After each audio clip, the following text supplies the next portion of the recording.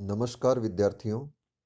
MA उत्तरार्ध हिंदी की इस ऑनलाइन कक्षा में आप सभी का स्वागत है।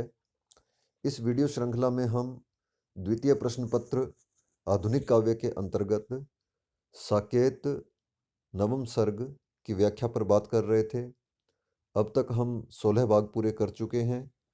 आज भाग 17 जो इस व्याख्या खंड का अंतिम भाग है, उसमें हम साकेत नवम सर्ग की व्याख्या पर बात करेंगे। अब तक हमने जो पढ़ा है उसमें हमने जाना कि लक्ष्मण के विरह में उर्मिला की स्थिति अत्यंत करुणामय है और अब उसकी स्थिति विरह की उसकी अवस्था अब उन्माद की अवस्था में पहुंच चुकी है और उर्मिला को कभी कभी ऐसा लगता है कि अवधि पूर्ण हो गई है और उसके प्रियतम आ गए हैं। उर्मिला अपनी सखी से कहती है, विचारती हूँ सखी मैं कभी कभी, अरण्य से हैं प्रिय लौट आते, छिपे छिपे आकर देखते सभी, कभी स्वयं भी कुछ दिख जाते, आते यहाँ नाथ निहारने हमें, उद्धारने या सखी तारने हमें, या जानने को किस भांति जी रहे, तो जान ले वे हम अश्रु पी रहे, सखी विचार कभी उठता यही, अवधि पूर्ण हुई प्रिय आ गए, तदपि मैं मिलते सकुचा रही, वह वही पर आज नए नए। यहाँ उर्मिला अपनी सखी से कहती है कि हे सखी, मैं कभी कभी ऐसा विचार करती हूँ और मुझे ऐसा लगता है कि अरण्य से प्रिय लौट आते, अर्थात वे लौट आए हैं। छिपे छिपे आकर देखते सभी, कभी स्वयं भी कुछ दिख जाते, और ऐसा लगता है कि वे छिपे छिपे आकर हमें देखते और कभी स्वयं भी कुछ दिख जाते। आते यहाँ नाथ निहारने हमें, उद्धारने या सखी तारने हमें, कि वे हमें यह निहारने आते या हमें तारने अर्थात हमारा उद्धार करने के लिए आते, या जानने को किस भांति जी रहे, या वे हमें यह जानने के लिए यहाँ आते कि हम किस भांति जी रहे हैं, तो वे जान ले कि हम आंसुओं को पीकर ही जी रहे हैं। सखी विचार कभी उठता यही, अवधि पूर्ण हुई प्रिय आ गए। अब यहाँ उर्मिला कहती है कि कभी मेरे मन में ऐसा विचार उठता है कि अवधि पूर्ण हो गई है और प्रिय आ गए हैं, तदपि मैं मिलते सकुचा रही, वह वही पर आज नए नए, कि यद्यपि वे आ गए हैं किंतु फिर भी मिलते हुए मुझे संकोच हो रहा है, क्योंकि वे वही हैं पर आज मुझे नए नए दिखाई देते हैं। निरखती सखी आज मैं जहाँ, देती दीप्ति सी दिखती वहाँ, है उर्मिला भ्रांत है रहे, यह असत्य तो सत्य भी बहे, ज्वरित प्राण भी प्राण पा गए, सुभग आ गए, कांत आ गए, निकल हंस से केकी कुंज से, निरख वे खड़े प्रेम पुंज से, रुचिर चंद्र की चंद्रिका खिली, निज अशोक से मल्लिका मिली। यहाँ उर्मिला की स्थिति अत्यंत उन्मादमयी है और उसको ऐसा लगता है कि उसके प्रियतम आ गए हैं। तो वो कहती है, निरखती सखी आज मैं यहाँ, देती दीप्ति सी दिखती वहाँ, कि सखी मैं जहाँ भी दिखाई देती हूँ, जहाँ भी मैं देखती हूँ, मुझे चारों ओर एक प्रकार की दीप्ति ही दिखाई देती है, एक प्रकार का प्रकाश कांति दिखाई देती है। उर्मिला भ्रांत है रहे, यह सत्य तो सत्य भी बहे, कि ऐसा प्रतीत होता है कि उर्मिला भ्रांत है, किंतु यदि वह भ्रांत है तो रहे, और यदि यह सत्य है, असत्य है तो सत्य भी बह जाए, अर्थात यह सत्य भी मुझे प्रिय है। ज्वरित प्राण भी प्राण पा गए, सुभग आ गए, कांत आ गए, और मेरे ज्वलित प्राण भी प्राण पा गए हैं क्योंकि मेरे कंत आ गए हैं। निकल हंस से केकी कुंज से, निरख वे खड़े प्रेम पुंज से, और उनके आने से ऐसा लगता है जैसे हंस और मयूरी अपने अपने स्थानों से निकल आए हैं और वे प्रेम पुंज के समान उन्हें देखते हुए खड़े हैं। रुचिर चंद्र की चंद्रिका खिली, निज अशोक से मल्लिका मिली, और उनके आने से ऐसा लगता है जैसे चंद्रमा की चांदनी खिल गई है और अशोक से मल्लिका मिल गई है। अवधि हो गई पूर्ण अंत में, सुयश छा रहा है दिगंत में। स्वजनी धन्य है आज की घड़ी, तदपि खिन्न सी तू यहाँ खड़ी। कि अवधि पूर्ण हो गई है और चारों दिशाओं में सुयश छा रहा है। आज की घड़ी धन्य है, किंतु वह अपनी सखी से कहती है कि तुम खिन्न सी यहाँ क्यों खड़ी हो, अर्थात मेरे प्रियतम के आने पर भी तुम खिन्न क्यों खड़ी हो। त्वरित आरती ला उतार लूं, पद द्रिगंबु से मैं पखार लूं। चरण हैं भरे देख धूल से, विरह सिंधु में प्राप्त कूल से। विकट क्या जटा जूट है बना, भ्रिकुटी युग्म में चाप सा तना। त्वरित आरती ला उतार लूं, कि तुम त्वरित आरती का सामान लाओ, थाली लाओ कि मैं उनकी आरती उतार लूं। पद द्रिगंबु से मैं पखार लूं, और अपने द्रिगंबु अपने आंसुओं से मैं उनके पद अर्थात उनके चरणों को पखार लूं। चरण हैं देख भरे देख धूल से, विरह सिंधु में प्राप्त कूल से, कि उनके जो चरण हैं वो धूल से भरे हुए हैं, किंतु मेरे लिए तो वो विरह सिंधु में प्राप्त कूल से, कि इस विरह रूपी सिंधु में वो मेरे लिए तो कूल अर्थात किनारे के समान हैं। विकट क्या जटाजूट है बना, भ्रिकुटी युग्म में चाप सा तना। और उनका जो जटाजूट है, उनकी जो जटाएं हैं वो बढ़ गई हैं, विकट हो गई हैं, और भ्रिकुटी युग्म में चाप सा तना, और उनकी भ्रिकुटियों में चाप सा तन गया है। वदन है भरा मंद हास से, गलित चंद्र भी श्री विलास से। ललित कंधरा कंठ कंबुसा, नैन पद्म से ओज अंबुसा। तनु तपा हुआ शुद्ध हेम है, सुलभ योग है और क्षेम है। उदित उर्मिला भाग्य धन्य है, अब कृति कहाँ कौन अन्य है। वह अपने प्रियतम के सौंदर्य का वर्णन करते हुए कहती है कि वदन है भरा मंद हास से, उनका जो मुख है वो मंद हास से भरा हुआ है। गलित चंद्र भी श्री विलास से, और उनके समक्ष चंद्रमा भी विलासहीन प्रतीत होता है। ललित कंधरा, उनके कंधे सुंदर हैं। कंठ कंबूसा, और नैन पद्म से नेत्र पद्म कमल के समान हैं। ओज अंबुसा, तनु तपा हुआ शुद्ध हेम है, और उनका जो शरीर है वो शुद्ध तपे हुए सोने के समान है।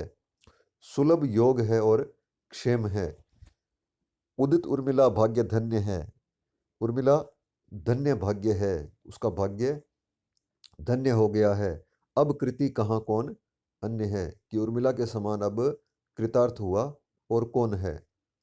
विजयनाथ की हो सभी कहीं, तदपि क्यों खड़े हो गए वहीं। प्रिय प्रविष्ट हो द्वार मुक्त है, मिलन योग तो नित्य युक्त है। तुम महान हो और हीन में, तदपि धूलि सी अंध्रिलीन में। दैत देखते देव भक्ति को, निरखते नहीं नाथ व्यक्ति को। तुम बड़े बने और भी बड़े, तदपि उर्मिला भाग में पड़े। उर्मिला अपने प्रियतम के प्रति कहती है कि विजयनाथ की हो सभी कहीं, तदपि क्यों खड़े हो गए वहीं, कि आपकी सभी स्थानों पर विजय हुई है, तथापि आप वहीं खड़े क्यों हो गए हैं। यहाँ उर्मिला के उन्माद की स्थिति है, और उसको ऐसा लगता है कि लक्ष्मण द्वार पर खड़े हैं। प्रिय प्रविष्ट हो द्वार मुक्त है, मिलन योग तो नित्य युक्त है, कि हे प्रियतम आप प्रविष्ट होइए, द्वार मुक्त है, मिलन योग तो नित्य युक्त है। तुम महान हो और हीन में, तदपि धूलि सी अंधरी लीन में, कि तुम महान हो और मैं हीन हूँ, किंतु जो आराध्य होते हैं वो देखते देव भक्ति को, निरखते नहीं नाथ व्यक्ति को, कि जो देने वाले होते हैं, जो दाता होते हैं, इष्ट होते हैं, वे केवल भक्ति को देखते हैं, व्यक्ति को नहीं देखते हैं। तुम बड़े बने और भी बड़े, कि तुम पहले से ही बड़े थे, और अब इस प्रकार का वनवास पूर्ण करने के बाद तुम और भी बड़े बन गए हो, किंतु तदपि उर्मिला भाग में पड़े, किंतु फिर भी आप तुच्छ उर्मिला के भाग में पड़ गए हैं। अब नहीं रही दीन में कभी, तुम मुझे मिलो तो मिला सभी। प्रभु कहाँ कहाँ किंतु अग्रजा, कि जिनके लिए था मुझे तजा, कि किंतु अब तुम्हें प्राप्त करने के बाद मैं दीन नहीं रही हूँ। तुम मुझे मिले तो मिला सभी, कि मुझे जब तुम मिल गए हो तो मुझे सभी कुछ मिल गया है। प्रभु कहाँ कहाँ किंतु अग्रजा, कि अब किंतु आप तो दिखाई दे रहे हैं, परंतु प्रभु अर्थात श्री राम और अग्रजा अर्थात सीता दिखाई नहीं दे रहे हैं। वे कहाँ हैं कि जिनके लिए था मुझे तजा, कि जिनके लिए, जिनकी सेवा करने के लिए आपने मेरा परित्याग कर दिया था, मुझे छोड़कर वन चले गए थे। वह नहीं फिरे क्या तुम ही फिरे, कि वह नहीं लौटे क्या तुम ही लौटे हो। हम गिरे अहो तो गिरे गिरे, कि यदि ऐसा है तो हम बहुत नीचे गिर गए हैं, हमारा पतन हो गया है। दैत्य क्या मुझे आर्त जान के, अधिप ने अनुक्रोश मान के, घर दिया तुम्हें भेज आप ही, कि बिना अवधि पूर्ण हुए क्या श्री राम ने मुझे आर्त जानकर, मुझे दुखी जानकर और मेरे ऊपर दया करके क्या तुम्हें घर भेज दिया है। यह हुआ मुझे और ताप ही, यदि ऐसा हुआ है, उन्होंने यदि मुझ पर करुणा करके आपको यहाँ भेज दिया है, तो यह मेरे लिए और भी कष्ट की बात है। प्रिय फिरो फिरो हा फिरो फिरो, न इस मोह की घूम से घिरो, कि हे प्रिय, यदि ऐसा है तो आप लौट जाओ और इस मोह के आवरण से अपने आप को बचाओ, इस मोह के आवरण में मत घिरो। विकल मैं यहाँ किंतु गर्विणी, न कर दो मुझे नष्ट परवीणी, घर फिरे तुम ही मोह से कहीं, तब हुए तपो भ्रष्ट क्या नहीं। कि मैं यहाँ विकल हूँ, व्याकुल हूँ, किंतु फिर भी मैं गर्विणी हूँ, अर्थात मेरे भीतर गर्व है, स्वाभिमान है। और यदि आप बीच में लौट आए हैं तो ऐसा कर आप मेरा गर्व नष्ट न करें, न कर दो मुझे नष्ट परवीणी। घर फिरे तुम्हें मोह से कहीं, तब हुए तपोभ्रष्ट क्या नहीं। और यदि मोह के कारण आप घर लौट आए हैं तो क्या आप तपोभ्रष्ट नहीं हुए हैं, क्या आपका तप भंग नहीं हो गया है। च्युत हुए अहो नाथ जो यथा, धिक वृथा हुई उर्मिला व्यथा, समय है अभी हा फिरो फिरो, तुम न यो यश स्वर्ग से गिरो। च्युत हुए अहो नाथ जो यथा, कि यदि आप अपने कर्तव्य से यदि च्युत हो गए हैं, कर्तव्य को छोड़ दिया है, तो धिक वृथा हुई उर्मिला व्यथा, तो आपको धिक्कार है, उर्मिला की व्यथा व्यर्थ हो गई है। समय है अभी हा फिरो फिरो, अभी भी समय है, आप लौट जाइए। तुम न यो यश स्वर्ग से गिरो, और इस प्रकार से तुम यश रूपी स्वर्ग से मत गिरो, अर्थात तुम्हारा जो यश है वो सदा सदा के लिए कलंकित हो जाएगा।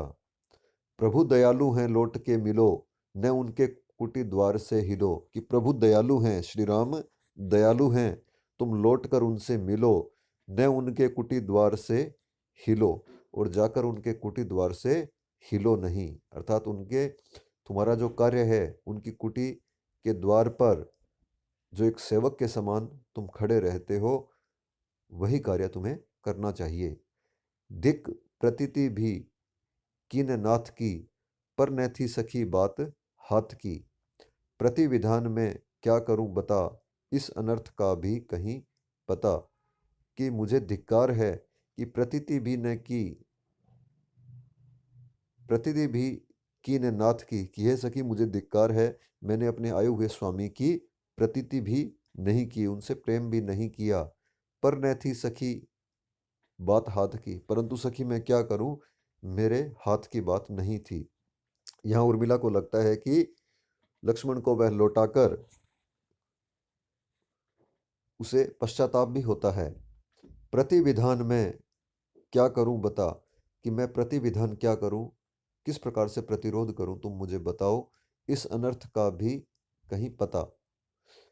अधम उर्मिले हाय निर्दया, पतित नाथ हैं तू सदाशया, नियम पालती एकमात्र तू, सब अपात्र हैं और पात्र तू, मुंह दिखाएगी क्या उन्हें अरी, मर संशया क्यों न तू मरी, सदैव वे बता किंतु चंचला, वह क्षमा सही जाएगी भला। उर्मिला अपने आप को कहती है कि अधम उर्मिले, हाय निर्दया, कि हे उर्मिला तुम अधम हो और निर्दया हो। पतित नाथ हैं तू सदा से आ, तेरे नाथ पतित हैं, अर्थात यदि लक्ष्मण बीच में इस प्रकार से लौट आए हैं तो वे पतित हो चुके हैं और तुम अपने आप को सदा से आ मानती है। नियम पालती एकमात्र तू, सब अपात्र हैं और पात्र तू, कि तू तो एकमात्र ही नियम का पालन करती है और नियम का पालन करने वाली तू स्वयं को पात्र मानती है, और क्या बाकी सभी अपात्र हैं। मुंह दिखाएगी क्या उन्हें अरी, मर संशया क्यों न तू मरी, किंतु इस प्रकार से तू उन्हें क्या मुंह दिखाएगी, तेरा तो मर जाना ही उचित है। सदैव वे बता किंतु चंचला, वह क्षमा सही जाएगी भला, कि वे सदैव हैं और तुझे क्षमा कर देंगे, किंतु हे चंचला तू बता कि उनकी इस प्रकार से की गई क्षमा क्या सहन करने योग्य होगी।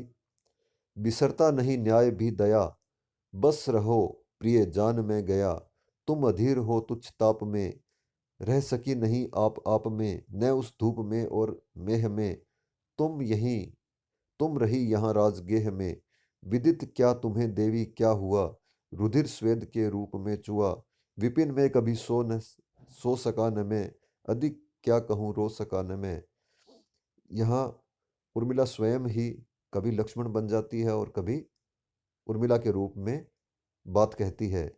तो यहाँ उर्मिला स्वयं ही लक्ष्मण के रूप में स्वयं को संबोधित करती है और कहती है, बिसरता नहीं न्याय भी दया, बस रहो प्रिय जान में गया, तुम अधीर हो तुच्छ ताप में, रह सकी नहीं आप में। यहाँ लक्ष्मण उर्मिला से कहते हैं कि न उस धूप में और मेह में, तुम रही यहाँ राजगेह में, कि उस धूप में और मेह में तुम तो यहाँ राजगेह में थी। विदित क्या तुम्हें देवी क्या हुआ, रुधिर स्वेद के रूप में चुआ, कि हे देवी तुम्हें क्या विदित है कि वहाँ वन में क्या हुआ, मेरा रुधिर भी स्वेद के रूप में वहाँ चुआ है, निकला है। विपिन में कभी सो सका न मैं, अधिक क्या कहूँ रो सका न मैं, कि विपिन में कभी भी सो नहीं सका और अधिक क्या कहूँ मैं रो नहीं सका। वचन ये पुरस्कार में मिले, उर्मिले हाय उर्मिले, गिन सको गिनो शूल जो चुभे, सहज है समालोचना शुभे, कठिन साधना किंतु तत्व की, प्रथम चाहिए सिद्धि सत्व की, कठिन कर्म का क्षेत्र था वहां, पर यहाँ कहो देवी क्या यहाँ, उल्हाना कभी देव को दिया, बहुत जो किया नेक रो लिया। अब वो कहता है, लक्ष्मण कहते हैं कि वचन ये पुरस्कार में मिले, कि मुझे तो यही वचन पुरस्कार में मिले कि मैं सदैव तुम्हें ही याद करता था, दुखपूर्वक तुम्हारी याद मुझे आती थी। गिन सको गिनो शूल जो चुभे, और यदि तुम गिन सकती हो तो गिनो जो शूल जो कांटे मुझे चुभे हैं। सहज है समालोचना शुभे, कठिन साधना किंतु तत्व की, कि समालोचना करना, आलोचना करना तो अत्यंत सरल है, सहज है, किंतु तत्व की साधना करना अत्यंत कठिन है। प्रथम चाहिए सिद्धि सत्व की, कि उसके लिए पहले स्वयं की सिद्धि प्राप्त करनी पड़ती है। कठिन कर्म का क्षेत्र था वहाँ, पर यहाँ कहो देवी क्या यहाँ, की वहाँ तो कठिन कर्म का क्षेत्र था, पर कहो देवी यहाँ क्या है। उल्हना कभी देव को दिया, बहुत जो किया नेक रो लिया, और कभी देव अर्थात भाग्य को उलाहना दिया और बहुत यदि किया तो कभी रो लिया। सतत पुण्य या पाप संगिनी, समझता रहा आत्म अंगिनी, स्वपति पुण्य ही इष्ट था तुम्हें, कटु मुझे मुझे तथा मिष्ट था तुम्हें, प्रियतमे तपो भ्रष्ट में भला, मत छुओ मुझे लोट में चला। उर्मिला जब लक्ष्मण से कहती है कि आपने बीच में लौटकर अपने तप को भंग कर लिया है, आप तपोभ्रष्ट हो गए हैं, तो उसी बात से दुखी होकर लक्ष्मण कहते हैं, और वो जो बातें कहते हैं वही इस छंद में है। सतत पुण्य या पाप संगिनी, समझता रहा आत्म अंगिनी। स्वपति पुण्य ही इष्ट था तुम्हें, कि तुम्हें तो अपने पति का पुण्य ही इष्ट था। कटु मुझे तथा मिष्ट था तुम्हें, किंतु मुझे तो जो अनुभव हुआ है वह सदैव कटु ही हुआ है। प्रियतमे तपो भ्रष्ट में, कि इतना होने पर भी, इस प्रकार की साधना करने पर भी यदि मैं तपोभ्रष्ट हूँ, तो मत छुओ मुझे लौट में चला, कि तुम मुझे मत छुओ, मैं लौट रहा हूँ। तुम सुखी रहो हे विरागिनी, बस विदा मुझे पुण्य भागिनी। हट सुलक्षणे रोक तू नयो, पतित में मुझे टोक तू नयो। विवश लक नहीं उर्मिला हाहा, किधर उर्मिला आली क्या कहा। तुम सुखी रहो हे विरागिनी, कि हे विरागिनी तुम यहाँ सुखी रहो और मुझे केवल विदा दो, और मुझे रोको नहीं, मैं पतित हूँ, मुझे तुम टोको नहीं। विवश लक नहीं उर्मिला हा, कि मेरा जो भाग्य है उस भाग्य से मैं विवश हूँ, मेरे भाग्य में उर्मिला नहीं है। किधर उर्मिला आली क्या कहा। उर्मिला को अब पुनः अपनी यथास्थिति की स्मृति आती है, और वह पुनः चेतना में आती है, चेतन होती है, और उसे लगता है कि लक्ष्मण यहाँ नहीं है, बल्कि वह स्वयं ही लक्ष्मण बन रही थी। फिर हुई आहा मत उर्मिला, सखी प्रियतव था क्या मुझे मिला। यह वियोग या रोग जो कहे, प्रियमयी सदा उर्मिला रहे। तो उर्मिला फिर मत उर्मिला, वह अपनी सखी से कहती है कि सखी क्या मुझे प्रियत्व मिला था, अर्थात तो मेरे प्रियतम मेरे भीतर ही आ गए थे। यह वियोग या रोग जो कहे, प्रियमयी सदा उर्मिला रहे, कि चाहे यह वियोग है या रोग है, किंतु उर्मिला सदैव प्रियमयी रहे, अर्थात मेरे प्रिय इसी प्रकार से मुझ में आते रहें और मैं उनसे बातें करूं, कोई इसे वियोग समझे या रोग समझे। उन्मादिनी कभी थी, विवेकिनी उर्मिला हुई सखी अब है। अज्ञान भला जिसमें, सोहम तो क्या स्वयं अहम भी कब है। बंद कर खुलना अथवा जल पल भर, दीप दान कर खुलना, तुझको सभी सहज है। मुझको कर्पूर वृत्ति बस घुलना। उर्मिला कहती है कि उन्मादिनी कभी थी, विवेकिनी उर्मिला अब हुई सखी अब है, कि यह सखी मैं उन्मादिनी थी किंतु अब मैं विवेकिनी हो गई हूँ। अज्ञान भला जिसमें, सोहम तो क्या स्वयं अहम भी कब है, कि ऐसा ज्ञान जिसमें सोहम, सोहम योगी के लिए ऐसी स्थिति होती है जिसमें अद्वैत की स्थिति हो जाती है और आत्मा और परमात्मा दोनों एक हो जाते हैं, उसे सोहम की स्थिति कहते हैं। तो जिसमें सोहम तो क्या स्वयं अहम भी कब है, कि वह अज्ञान, मेरे भीतर तो ऐसा अज्ञान है कि जिसमें सोहम तो क्या स्वयं अहम भी कब है, अर्थात मुझे तो स्वयं की सुधि भी नहीं है। बंद कर घुलना अथवा जल पल भर दीप दान कर खुलना, तुझको सभी सहज है। तुम्हारे लिए तो बंद कर घुलना और जल पल भर दीप दान कर खुलना और दीपक के समान जलना तुम्हारे लिए तो सभी सहज है। मुझको कर्पूर वृत्ति बस घुलना, किंतु मेरे लिए तो कर्पूर की वर्ती के समान बस घुलना ही मेरे भाग्य में है। लाना लाना सखी तूली, आंखों में छवि झूली, आ अंकित कर उसे दिखाऊं, इस चिंता से छुट्टी पाऊं। डरती हूं फिर भूल न जाऊं, मैं हूं भूली भूली, लाना लाना सखी तूली।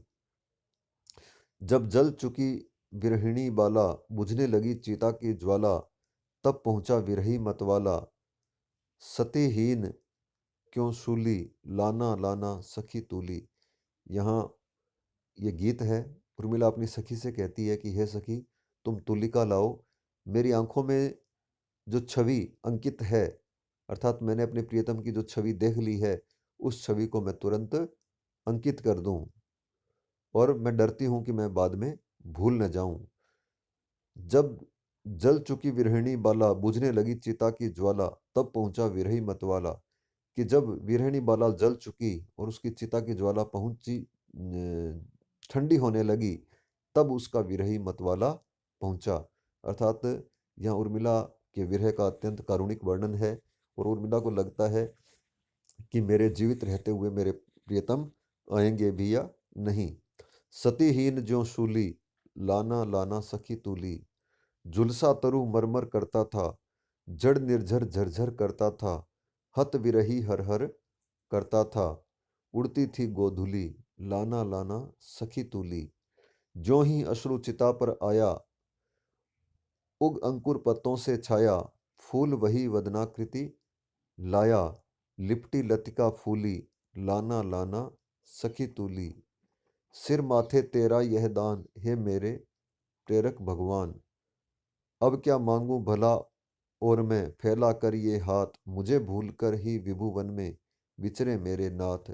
अब उर्मिला ऐसी कामना करती है कि हे ईश्वर, मैं आपसे केवल यही वरदान मांगती हूँ कि मेरे जो प्रियतम हैं वो मुझे भूल कर विभु वन में विचरे मेरे नाथ, कि मेरे जो नाथ हैं वो इस अलौकिक वन में मुझे भूलकर विचरे, अर्थात वो जिस साधना में लगे हुए हैं वह साधना उनकी पूर्ण हो। मुझे न भूले उनका ध्यान, हे मेरे प्रेरक भगवान। किंतु मैं कभी भी उनको भूलूं नहीं, मेरे मन में सदैव उनका ध्यान रहे। डूब बची लक्ष्मी पानी में, सती आग में पैठ। जिए उर्मिला करे प्रतीक्षा, सहे सभी घर बैठ। उर्मिला कहती है कि लक्ष्मी पानी में डूबकर भी बच गई, क्योंकि लक्ष्मी जो है वो समुद्र की पुत्री मानी जाती है और इसलिए वह पानी में रह सकती है। सती आग में पैठ, और सती जो है वो आग में बैठकर भी उसने मोक्ष प्राप्त कर लिया। जिए उर्मिला करे प्रतीक्षा, सहे सभी घर बैठे। किंतु उर्मिला जो है वो जीवित रहे और प्रतीक्षा करे, सहे सभी घर बैठे, कि उर्मिला जो है वो अपने प्रियतम की प्रतीक्षा करे और जीवित रहे और सब कुछ घर बैठकर सहन करे। विधि से चलता रहे विधान, हे मेरे प्रेरक भगवान। दहन दिया तो भला सहन क्या, होगा तुझे अदेय। प्रभु की ही इच्छा पूरी हो, जिसमें सबका श्रेय। उर्मिला कहती है कि दहन दिया तो भला सहन क्या, होगा तुझे अदेय, कि आपने मुझे दहन दिया है, इस प्रकार से मेरे भाग्य में जो दहन लिखा है तो यह आपकी ही इच्छा है, तो यह प्रभु की इच्छा पूरी हो और इसी में सबका कल्याण है। यही रुदन है मेरा गान, हे मेरे प्रेरक भगवान। यही रुदन मेरा गान है। अवधिशिला पर, अवधिशिला का उस पर था गुरुभार। तिल तिल काट रही थी दृग्जल धार। यहाँ कवि मैथिली शरण गुप्त अपनी ओर से दो पंक्तियों में उन्होंने व्यक्त किया है कि अवधि शिला का उस पर था गुरुभार, कि अवधि रूपी शिला का उस पर गुरुभार था। अर्थात उर्मिला के हृदय पर अवधि रूपी शिला का एक गुरुभार था। तिल तिल काट रही थी दृग्जल धार, कि उसकी जो दृग्जल धार है, उसके नेत्रों से बहने वाले आंसुओं की जो धार है वह उसे तिल तिल कर काट रही थी। कहने का तात्पर्य यह है कि अवधि रूपी शिला जो है, जिस प्रकार से किसी पत्थर को काटने के लिए जल की धारा द्वारा उस अवधि रूपी शिला को काटना अत्यंत कठिन होता है, उसी प्रकार से इस अवधि रूपी शिला को उर्मिला अपने आंसुओं के जल से काट रही थी। यद्यपि यह अत्यंत कठिन है, किंतु फिर भी वह धीरे धीरे इस शिला को काट रही थी और अवधि को पूर्ण कर रही थी। इस प्रकार से हमारे पाठ्यक्रम में साकेत नवम सर्ग जो पाठ्यक्रम का एक अंश है वह आज पूर्ण हो गया है। अगले व्याख्यान में हम एक पाठ्यक्रम के नए भाग का प्रारंभ करेंगे। तब तक के लिए धन्यवाद।